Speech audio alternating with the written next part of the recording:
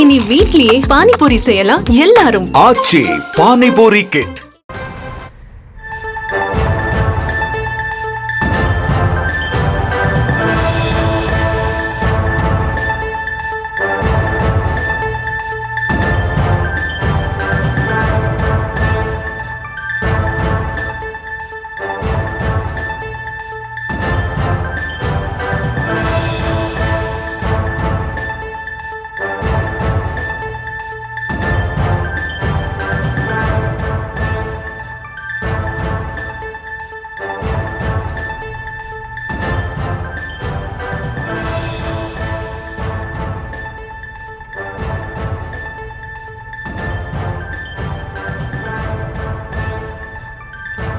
அண்மை செய்திகளை பார்த்து வருகிறோம். கோவையில் மர்மமான முறையில் உயிரிழந்த ஆசிரியை மரணத்தில் திருப்பமானது ஏற்பட்டிருக்கிறது. காணாமற் போன தினத்தன்று ஆசிரியை பத்மா அருகிலிருந்த பெட்ரோல் பங்கிலிருந்து பெட்ரோல் வாங்கிச் சென்றிருப்பதாக விசாரணையில் தகவல் கிடைத்திருக்கிறது.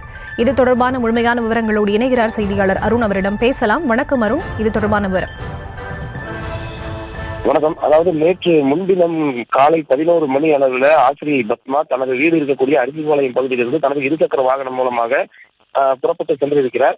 அவர் அங்கிருந்து சுமார் ஒரு 7 கிலோமீட்டர் தூரம் இருக்கக்கூடிய வகுப்புப்பறை என்ற பகுதியில் இருக்கக்கூடிய அரசு உயர்நிலைப் பள்ளியில் ஆங்கில ஆசிரியராக பணியாற்றி வந்த நிலையில அவர் மர்மமான முறையில் நேற்று காலை இந்த வீட்டிற்கும் அவரது பள்ளிக்கும் இடைப்பட்ட தூரத்தில் இருக்கக்கூடிய ஒரு ஆள் இல்லாத ஒரு காட்டு பகுதி, அந்த பகுதியில் இருந்த ஒரு புதருக்குள் எரிந்த நிலையில் சடலமாக மீட்கப்பட்டிருந்தார்.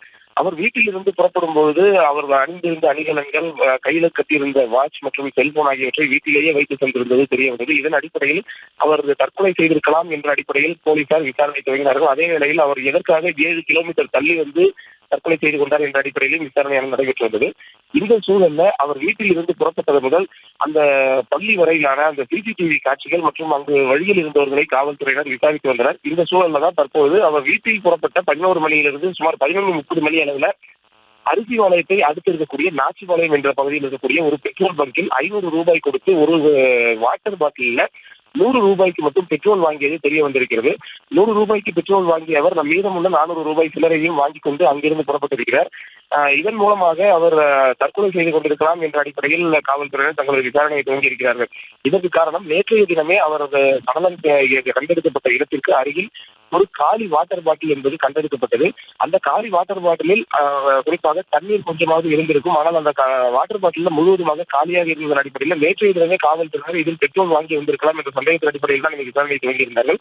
அதன் அடிப்படையில் அந்த பகுதியில் இருக்கக்கூடிய பெட்ரோல் பங்க் அனைத்திலையும் சோதனை செய்த நிலையில தான் தற்போது நேற்று முன்தினம் அவர் 11:30 மணி அளவில் வந்து அவர் பெட்ரோல் வாங்கியது தெரிய வந்திருக்கிறது.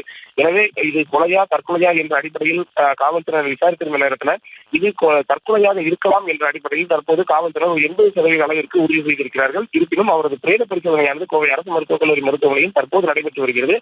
இந்த பிரேத பரிசோதனை அறிக்கையின் முடிவு என்பது அடுத்த 1 மணி நேரத்திற்குள் வரும். அதன் அடிப்படையில் அவர் கொலை செய்யப்பட்டாரா அல்லது தற்கொலைதான் செய்து கொண்டாரா என்பதை காவல்துறையினர் உறுதி செய்வார்கள். விவரங்களுக்கு நன்றி அருண். இனி வீட்லயே பானிபூரி செய்யலாம் எல்லாரும். ஆச்சி பானிபூரி கிட்.